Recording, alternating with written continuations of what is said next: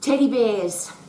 Have you ever been like a real bear, not a teddy bear, where you've hibernated in the winter time? So you've hid inside your winter clothes, and then summer's arrived and you've said, oh dear, I've been eating lots of food like bears do in the summer to save up for the winter, but we've done the reverse. So we've hidden inside our clothes, we've gotten a little bit chubby, and it's summertime. What do we do now? And I'm sure that men and women do that. But as a woman, it's been really interesting to watch, and of course I'm an older lady now, very old lady. It's been really interesting, fascinating, frustrating even, and sometimes really sad to watch people do this. And I call it live like a yo-yo. So weight goes up, weight comes down. We are a little big bear and a little bear, big bear and a little bear. And every time we lose weight, we find it again. And I think that's a horrible way to live. I'm just really privileged. I've lived my entire life pretty much the same size, same weight, same energy level.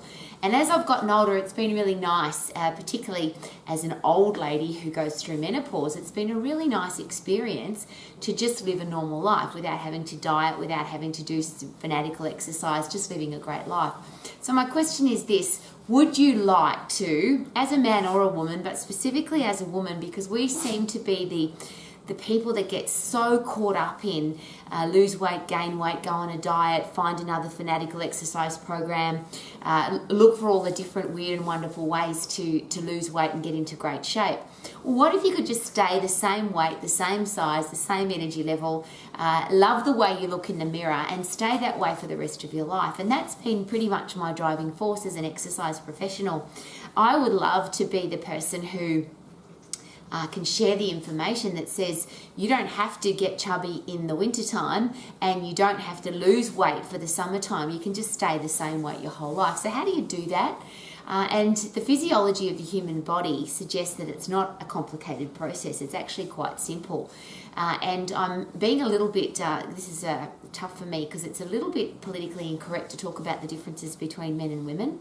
But one of the biggest differences, it seems, between most men and most women, so not all of course, is that men love muscle. They want to keep their muscle. They want to either get bigger muscles or they want to be strong. They want to maintain their muscle for the rest of their life. It seems that, not all, but most women are disinterested and or highly against having more muscle or being a muscular person. An interesting question that I always ask there is, what would happen if you didn't have any muscle? Now, of course, you couldn't do anything. So it's a pretty important part of your body. Your muscles are the stuff that means you can do stuff. Every movement that we make, whether we blink an eye or we move our fingers or we lift heavy things or we go for a walk or we exercise in a class or we vacuum the floor or clean the car, or everything we do is determined by our muscles. And of course, if you have weak muscles, you can't do very much. And if you have strong muscles, you can do more. The interesting thing for the people that study anti-aging in particular is the two biggest biomarkers, the two biggest reasons why we get old, according to the anti-aging experts, is number one, we lose muscle tissue, and number two, we lose strength. Now, of course, the two of those well, they're connected. They're pretty much the same thing. If as you get older, you lose muscle tissue, you of course then lose strength. You get weaker and weaker. And unfortunately, as women, we're the ones that we seem to get frail really fast. And that bone debilitating disease, bone mineral density, where our bones waste away. I just happen to have my trusty bone over here. When we stop being active or when we are inactive, if we don't keep our muscles strong, muscles pull on bones and bones stay strong because our muscles are active. So one of the other challenges of snuggling up in winter and being a bear, hibernating, is that our muscles waste away over winter, which means so do our bones. So we come out of winter much weaker with a slower metabolism, and of course we could have extra chubby bits. So how do we stop that? How do we make sure for the rest of our lives, if this sounds exciting to you, how do I have a fast metabolism? So I burn food, calories, fat, carbohydrate, sugar, everything I put into my body, alcohol if you drink alcohol, all of that gets burnt up really quickly if I have muscle, because my muscle is the engine of my body. And I always use this example with women in particular because it seems that men get this. I've never had a man say to me, I don't want to put on big muscles, I don't want to get huge big muscles, I don't want to look bulky, I don't want to be strong. I've had a lot of women say to me, I don't want to do strength training because I'm going to get big muscles, or I'm going to look bulky, or I'm going to look like a man. Now, there's a couple of interesting challenges there, of course. If you are a woman, very difficult to look like a man, of course, because men have different, and with this is just going back to biology, of course, because I know it's very politically incorrect to chat about it at the moment, but we have limited amounts of testosterone. Men have large amounts of testosterone because they have testicles. So men have the capability of being stronger, being bigger, being more developed muscularly because they have testosterone. Because we have such limited amounts of testosterone, our ability to put on muscle size is limited, if not zero. But more importantly, it seems that because women are scared of strength training, or scared of lifting heavy things, or scared of having big muscles, they don't keep their muscles strong, which means their muscles waste away as they get older. Now, the challenge with that, of course, if you want to stay young for the rest of your life, they're the two biomarkers of getting old, is that you lose muscle and you lose strength, and those two are connected. So if you want to get old really fast, if you want to have a slow metabolism, if you want to burn calories really slowly, one of the quickest ways to do that, of course, is to lose muscle tissue. So what happens with women biologically is we build up a certain amount of muscle until we are 20, 25. So we're growing. And that's awesome because obviously as a teenager, you would have noticed your metabolism's fast. Most of us were eating and drinking and doing all sorts of weird stuff, putting weird stuff into our body, and we burnt it up because we had this really fast metabolism. Round about 20, 25, and depends on your genetics, of course, that's our limit. That's as much muscle as we're ever going to get. We've now fully developed muscularly, and our bones are fully developed, yay. And obviously as we go through, or as we become an adult, they're all developing. Now what happens after that? Yuck, we get old. From the moment that we have fully developed, everything it seems after that, if we allow it to be, is downhill. Well, I'm not interested in the downhill. I'm interested in the uphill. I'm interested in how do I stay young? How do I stay fit? How do I stay strong? How do I stay active? How do I keep my fast metabolism? How do I keep my body in peak physical condition for the rest of my life? And again, that's everything to do with muscle. So what happens, and I'll just use the analogy, up until 2025, we build a jet engine. And of course, a jet engine requires a large amount of fuel. Talk to any pilot, how much fuel does a plane burn just to get off the ground and then to fly through the air and to land? There's a lot of fuel required to do that. So we are all given, genetically or by God or whoever you believe in, we're all given this awesome jet engine. After the age of 25, however, that jet engine starts to get smaller if we allow it to. And that seems to be the difference between men and women. Men seem to want to keep that jet engine, and or they'd love to turbocharge it and make it go faster and go and get bigger. Women, we seem to say, well, okay, that's what I've got, I'll just keep what I've got. And some women even, I don't want to have these big muscles. And I just use a really fun story. I've been very privileged. My genetics has given me probably a little bit more muscle than most women. And I remember walking on the beach one day on the Gold Coast in Australia, and a very honest child, and don't you love children, pointed out to their mother, look at that lady over there with the man's legs. I've been very privileged to have large calf muscles and large quadriceps and hamstrings, strong legs, and I'm really privileged, I believe, that that's part of because your muscles in your legs are the biggest muscles in your body, and that means the fastest metabolism. So I feel like I've been given a jet engine in my lower body. Yay. Very appreciative of that. So up until 2025, we have a jet engine. For most women after that, if you don't do strength training, if you don't maintain your muscle, what happens is every decade we lose a certain amount of muscle tissue because of age. We get weaker, we get less muscle because we're getting older. Unless you don't have to allow that to happen, but most people do. So I might go from a jet engine at 25, and I've now got at 40 years of age a V8, let's say. which still burns a lot of fuel, fantastic. But by the time I'm 50, I've got a 6-cylinder engine. By the time I'm 60, I've got a 4-cylinder engine. So we're going backwards here. By the time I'm 70, 80 years of age, I'm running my body around on a 2-stroke lawnmower engine, which doesn't burn up very much fuel. Now, the beautiful thing about a big engine, the fuel for our human body is food, and I happen to love food. How about you? So I'm really excited to have a large amount of muscle, or to maintain my muscle, or if possible, get some more muscle. One of the things that I don't get jealous of many things, but one of the things I'm really jealous of is that men have the capability of putting on more muscle size. Because when you have more muscle size, you have a bigger engine, you have a faster metabolism, you can eat more food. And I'll just give you a simple example of that. As an exercise professional, many times in my career path, I've had a man and a woman, a husband and a wife, a brother and a sister, grandfather and grandmother start their exercise program together.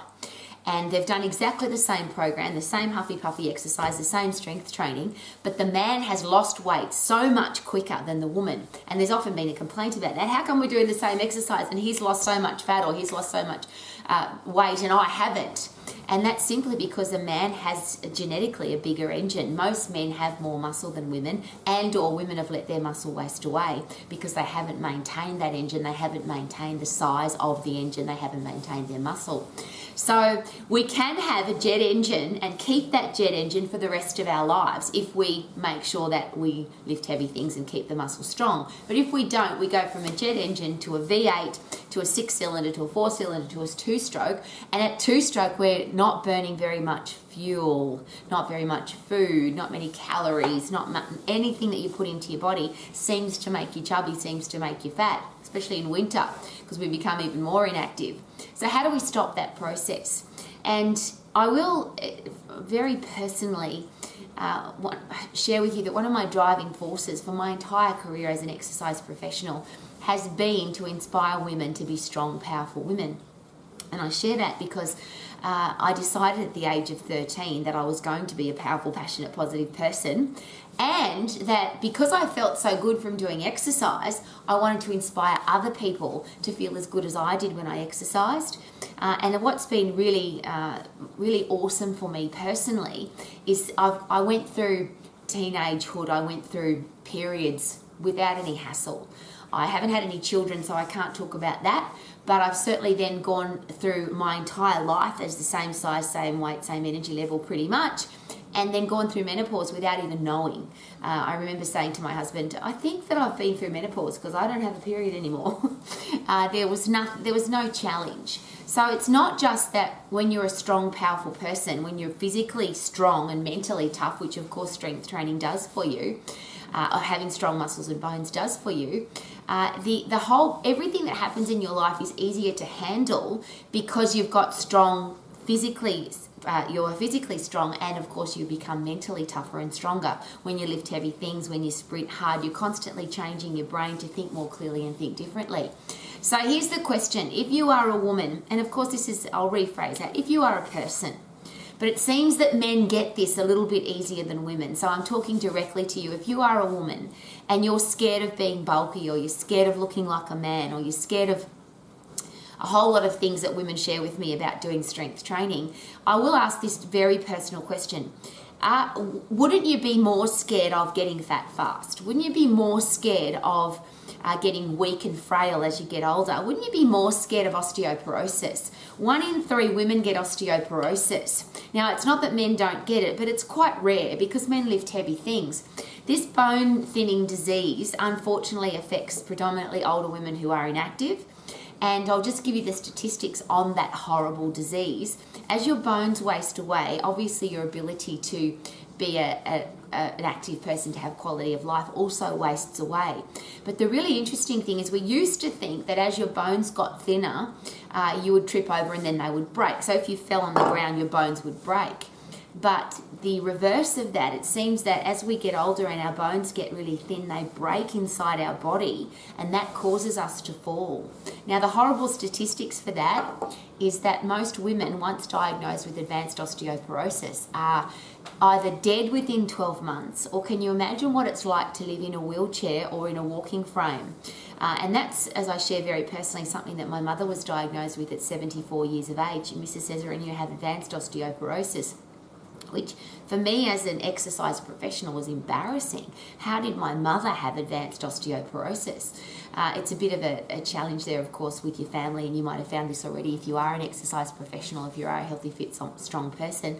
Sometimes we come across as fanatics, don't we? We come across as a bit weird because we exercise or we wear funny clothes, and that was one of the big things for my mum. She didn't want to go to the gym because she didn't want to wear a G-string. Now, she'd never been to the gym, so she didn't know the G-strings were at the gym. She just saw me wearing one, so she thought that she had to wear one too. So consequently, my mother, who never wanted to go to the gym, of course, ends up with advanced osteoporosis at 74. Now, here's the really cool part of this story. By the time she was 80 and she had another bone mineral density test, she had replaced her bone mineral density. So she had the test, and the orthopedic surgeon actually said to my mother, how on earth did you build back your bones? We must have to do the test again because it must have been wrong. You don't have advanced osteoporosis anymore. You have slight osteopenia, which most young girls have if they've been dieting, because of course if you diet and you don't put enough food into your body, you don't get enough nutrition, your body will actually start burning up your own muscle and wasting away your own bone. Isn't that scary? Why would we go on a diet and do that to our body? So my mother built back her bones, and at 80 years of age, she just had slight osteopenia, which of course also meant that because she had muscles pulling on her strong bones now, she was a strong woman. So my mother, who also had everybody in her family die under the age of 60 from coronary heart disease, this is a very beautiful story for me. My mother died at 98, passed away peacefully in her sleep, with strong muscles and strong bones and a completely different attitude, of course. So as a woman, do you want to age powerfully? Do you want to have a fast metabolism as you get old? Do you want to be able to eat as much food as you want to? And or if you eat the same amount of food that you are at the moment and you speed up your metabolism, you're going to lose weight.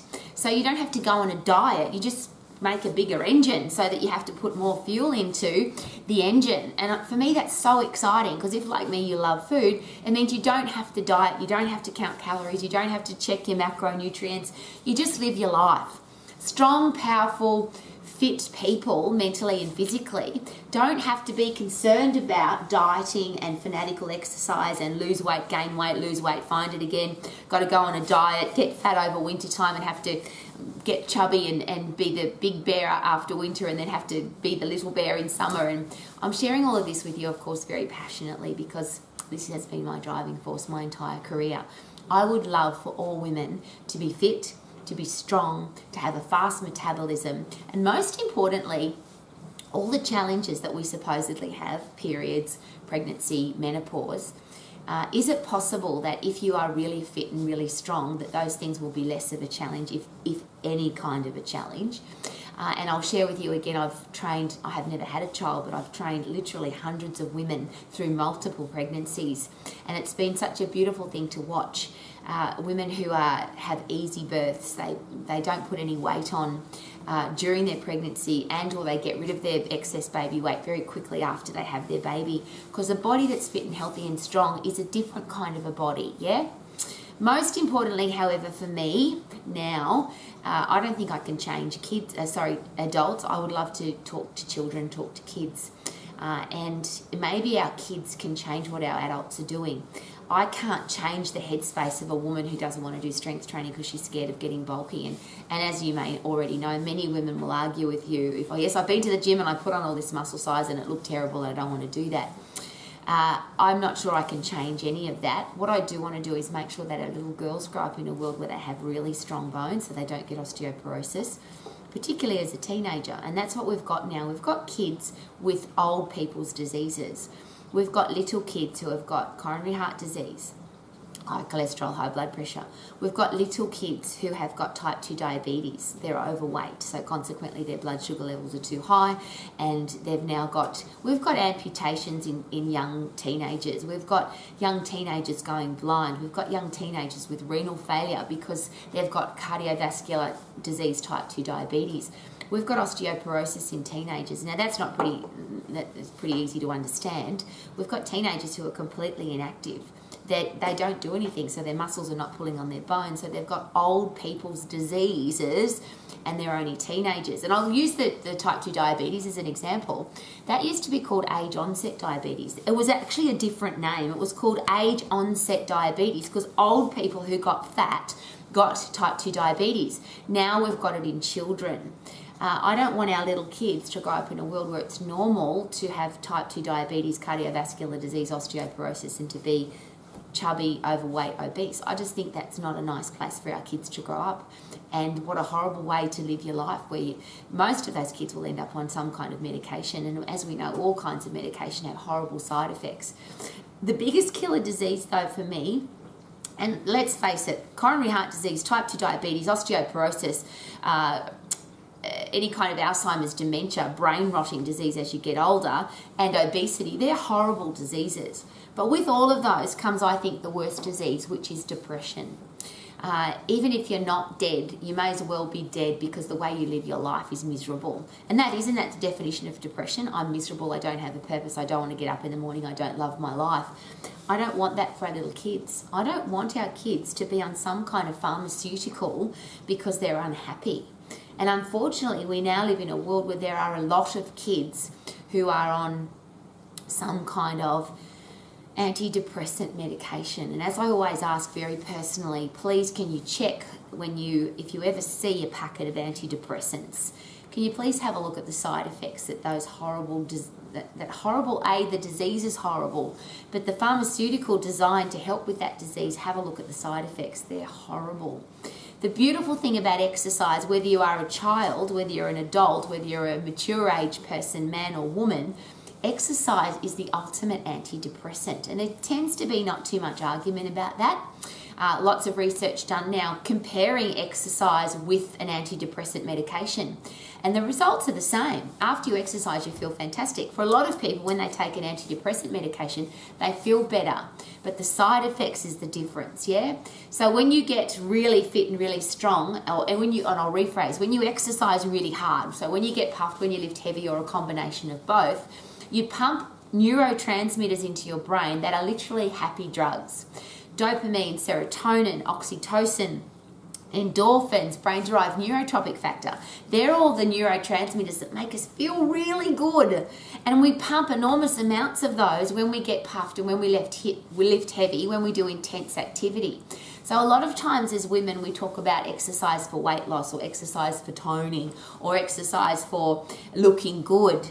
But the beautiful thing is that when you're fit and when you're strong, you feel really good. When you get really puffed, when you lift really heavy and you pump those neurotransmitters into your brain gets happy.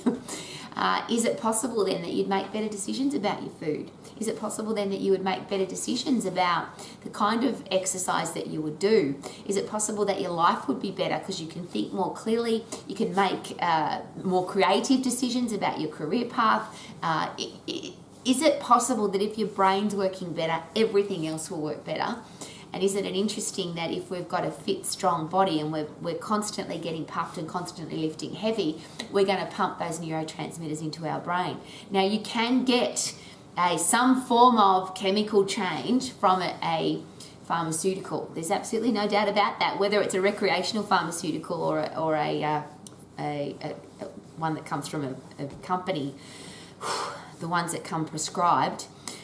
You can take heroin, cocaine, methamphetamine, you can drink, you can smoke, you can gamble. They're all things that will change the chemical responses in your brain, but they all come with horrible side effects. When you exercise, when you're really fit and really strong, your side effect is that you have strong muscles, strong bones, you have a strong immune system, so it's unlikely that you'll get sick. You have a really strong ability to think more clearly, and you'll be a happier person. You'll be wiser and smarter because you have neuroplasticity and neurogenesis. You will be a food and fat burning and calorie burning and sugar burning and carbohydrate burning machine, because when you exercise, you speed up your metabolism. Your resting metabolic rate goes up. Your metabolic rate goes up during the day. Your respiratory quotient changes, so your body prefers to burn fat rather than sugar when you're resting, because we only store half a kilo of carbohydrate. And if you are constantly forcing your body to do intense activity, your body wants to save that half a kilo of carbohydrate, so at rest you become a fat burning machine. Now, all of that happens from creating a fit, strong body. And I'll rephrase that. It's very difficult to be really fit if you're weak. It's very difficult to sprint, do intense activity if you have weak muscles and bones. In fact, you can't. You don't have the energy to do it and you don't have the strength to do it. So the stronger you get physically, the harder you can get puffed. So the faster your body will become at burning fat, at burning sugar, at burning carbohydrate. The better you'll become at fighting off germs, bugs, viruses and diseases. The better you'll look. Fit, strong bodies, of course, have great hair, great skin, great nails, stronger teeth, better self-esteem, better self-confidence, because, of course, all of those things make you feel better, don't they?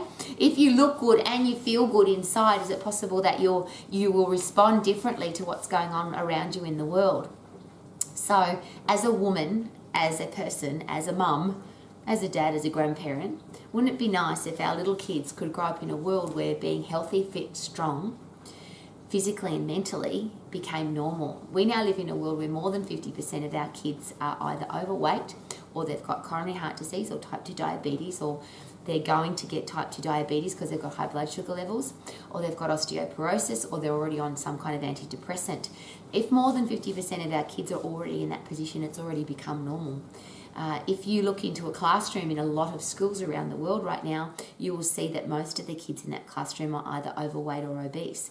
I don't want that for our kids. How about you? I don't want our kids to be chubby. I don't want them to be unhealthy. I don't want them to have horrible, debilitating diseases that affect their quality of life.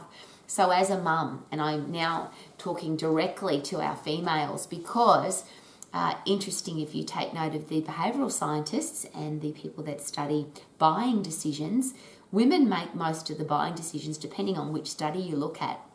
More than 60 to 80% of the buying decisions made in the world are made by women.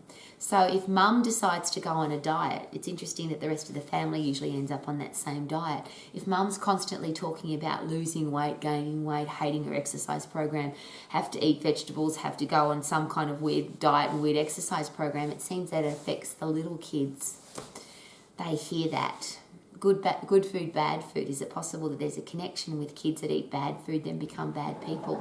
What are we doing to our kids? If you are a woman, if you are a powerful, passionate, positive woman who wants our kids to grow up in a beautiful world, or like me, you want to set the example for our kids. I don't have any children of my own, but I would like kids to look into my life and say, see that old lady? She's really fit and she's really strong and she's happy and she has a career or business that she loves and she's financially free. She's got great relationships. And is it possible that if you have a fit, strong body and a fit, strong brain, that you're more likely to make all those better decisions? So what do you need to do to have a strong body? You need to lift heavy. Light weights give you light results. Easy exercises give you easier results. Heavy weights, pulling on strong bones, keep your bones strong so you don't get osteoporosis. Lifting something heavy, forcing your muscles to stay strong gives you a fast metabolism. Lifting heavy, forcing your muscles to stay strong stops you from getting old. You can stay young for the rest of your life. We're all going to get chronologically old, but we can stay young physically and mentally if we stay strong. So how about get your body, your muscles, your bones, your ligaments, your tendons, your brain, your central nervous system, your immune system, what if they were all really strong so that you could be a healthy, strong, fit human being for the rest of your life, not just for summer, but in winter?